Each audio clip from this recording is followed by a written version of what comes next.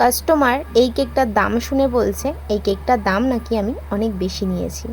এটা ছিল একটা 1 পাউন্ডের চকলেট কেক। ওজনটা তোমরা শেষে দেখতে পারবে।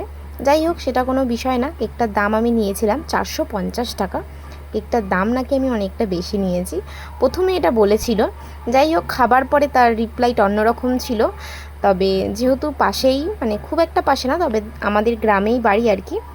আমাদের এখানে পাউন্ড হিসাবে, আমাদের এখানে কেন, আমরা অনেকেই আছি, আমি নিজেও আগে বুঝতাম না মানে পাউন্ড জিনিসটা কি।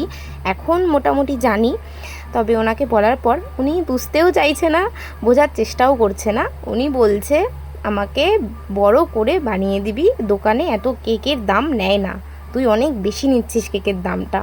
আমি বললাম যে এরকম কোনো বিষয় নয় কাকিমা, এটা হোমমেড কেক তো, ওই জন্য।